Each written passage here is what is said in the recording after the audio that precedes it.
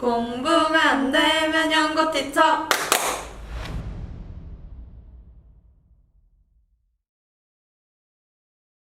쉔, 너 샵 공스타그램이라고 아니? 그게 뭐야? 인스타그램에서 쓰는 말 아니야? 맞아. 막 보면서 막 스케줄러 열심히 쓰고 막 시간 관리 잘하게 도와준다고 막 그러던데? 아 진짜? 나도 근데 스케줄러 한번 써보고 싶은데 내가 스케줄러를 어떻게 쓰는지 몰라가지고 좀 도움이 필요한 것 같아. 도와줘요, 연구 티처! 네, 안녕하세요. 오늘의 티처를 맡은 세니, 윤희입니다. 와. 네, 저희가 오늘은 효과적으로 공부하기 위한 스케줄러를 적을 수 있는 꿀팁을 알려드리려고 하는데요. 기계적으로 쓰는 스케줄러가 아닌 여러분들의 공부 상황에 맞게 쓸 수 있는 스케줄러 활용법 오늘 알아보실까요? 직접 손으로 쓰는 스케줄러와 여기 앱으로 사용하는 스케줄러 사용 방법까지 알려드릴 테니까 두 눈 똑바로 뜨고 보세요.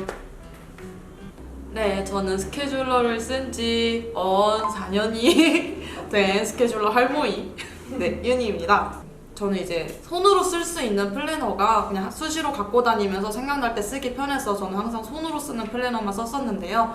제가 쓴 경험을 토대로 몇 가지 팁을 전수해 드리도록 하겠습니다. 우선 첫 번째, 플래너 디자인도 자기 스타일에 맞게 결정하셔야 합니다. 네, 많은 학생들이 연말쯤에 이제 인강 사이트에서 배급하는 그런 인강 플래너를 많이 사용하실 텐데요. 이것저것 뭐 명언, 자신의 목표 이런 칸들을 쓸 수 있게 굉장히 다양한 구조로 되어 있는데 그러니까 저 같은 귀차니즘이 있는 분들은 뭔가 채워야 할 것 같은 그런 부담감에 쓰다가 의욕을 잃으실 수도 있어요. 저는 약간 정리하는 위주의 공부여가지고 하루에 공부하는 양이 많지 않았어요. 그래서 고3 때는 이제 육모 이후에는 월별 달력을 제가 만들어가지고 출력해서 하루에 필요한 일들만 써서 그렇게 플래너로 사용했었는데요. 세세하게 추가해야 되는 내용이 있다면 이제 그 월별 달력 뒤쪽에 따로 날짜와 함께 기록하거나 하는 식으로 이용했어요.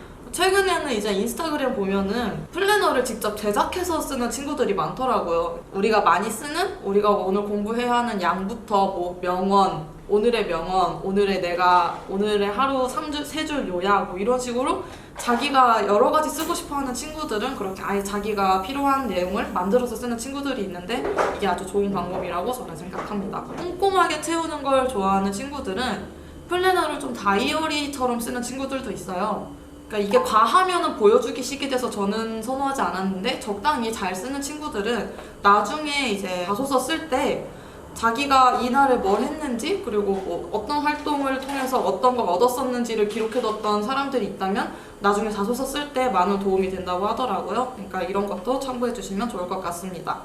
그리고 두 번째는 시간을 재는 게 목표가 돼서는 안 됩니다. 저 같은 경우에는 플래너에 이 시간에 이 공부를 한다가 아니라 오늘 하루 안에 이 양을 끝내겠다를 정해놓고 그 공부 항목들을 끝낼 때마다 내가 이 공부를 끝내는데 얼마나 시간이 걸렸는지를 적었고 하루의 마지막에는 오늘 목표했던 공부를 모두 끝내는데 걸리는 시간이 얼마인지를 재서 그걸 플래너에 적었어요.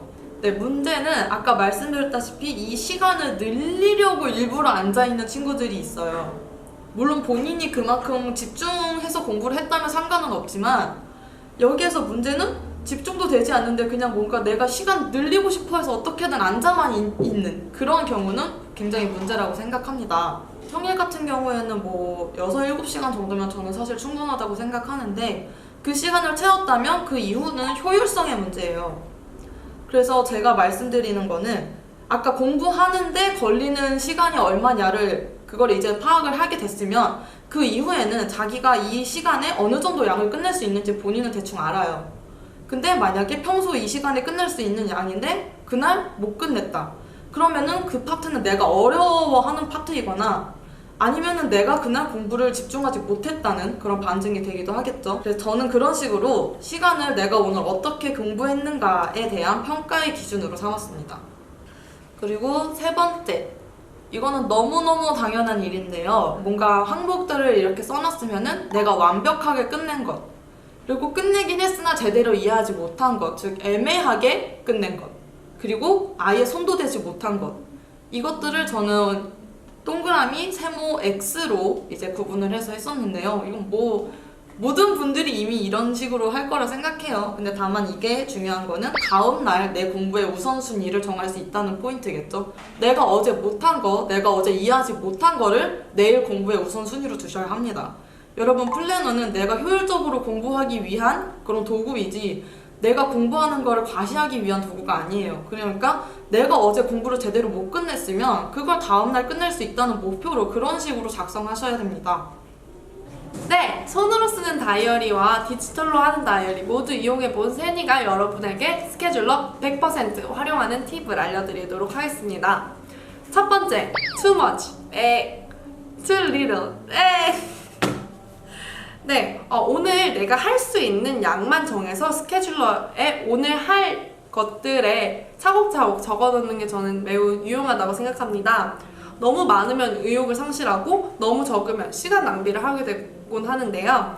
저 같은 경우에는 오늘 공부할 파트가 저한테는 좀 쉬운 파트라면 할 양을 좀 많이 정하고, 만약에 저한테 좀 어려운 파트다 그럼 이해하는데 시간이 좀 걸릴 거 아니에요? 할 양을 적게 잡고 오늘 할 것에 적어놓는 게 좋다고 생각합니다. 두 번째, 해야 할 일의 순서는 어떻게 정할까요? 가장 어려운 것 혹은 가장 오래 걸리는 것을 먼저 끝내놓으면 그 뒤에 것들이 상대적으로 시간이 덜 걸리기 때문에 보다 편안한 마음으로 모든 일을 끝낼 수 있어서 저한테 매우 유용한 방법이었습니다. 세 번째, 드디어 디지털 스케줄러입니다. 저 같은 경우에는 고3 때 구글 킵이라는 앱을 알게 되어서 매우 유용하게 사용했었습니다. 아직도 매우 유용하게 사용하고 있고요. 두 가지 형태의 메모지가 존재합니다. 첫 번째는 체크 형태의 메모지, 그 다음에 두 번째는 그냥 써내려가는 메모지입니다.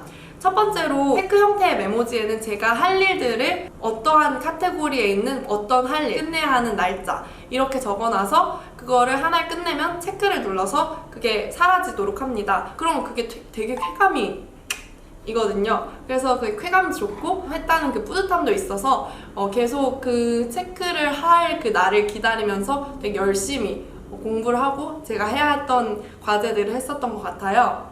그리고 두 번째 타입은 저는 시간대별로 제 할 일들을 정리해 놓았는데요. 예를 들어서 제가 7시에 일어나면 7시에 일어나서 씻고 화장하고 밥 먹기 이렇게 적어놓고, 그 다음에 만약에 제가 9시에 집에서 나가야 한다면 9시에 집에서 나가서 10시에 친구 만나기, 이런 식으로 친구랑 만나서 뭐 하기, 이런 식으로 일일이 정리를 해놓으면 그 날에 해야 하는 일을 하나도 빼먹지 않고 모두 클리어 할 수 있어서 매우 유용했습니다. 1시간 단위 혹은 최소 30분 단위로 시간을 정렬을 하면 제 하루를 계획하면 시간을 매우 효율적으로 쓸 수 있어요.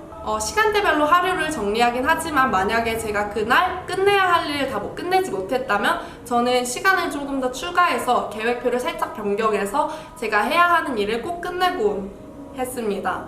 손으로 쓰는 스케줄러는 아마 윤희가 충분히 설명을 했을 텐데, 제가 디지털 스케줄러를 쓰고 나서 손으로 쓰는 스케줄러를 또 포기하긴 싫더라고요. 손으로 쓰는 스케줄러는 저는 일기장으로 활용을 했어요. 거기에 저는 제 하루 일과를 정리하면서 제가 오늘 한 공부, 과제 및 제가 오늘 혹시라도 빼먹은 게 있다면 그걸 꼭 다음날에 재정비해서 할 수 있도록 적어놨었습니다. 네, 지금까지 알려드린 제 스케줄러 활용법은 어디까지나 제 스타일에 의한 거고 그리고 제 주관에 의한 것입니다. 그래서 저처럼 꼼꼼하게 그리고 처음부터 끝까지 모든 걸 다 작성하는 걸 좋아하시는 스케줄러 이용자들은 제 방법을 참고하시는 것이 좋지만, 저와 같은 스타일이 아니시라면 윤희의 이용법을 참고하시던가 혹은 그도 맞지 않다면 본인의 스케줄러 활용법을 찾아서 떠나보세요.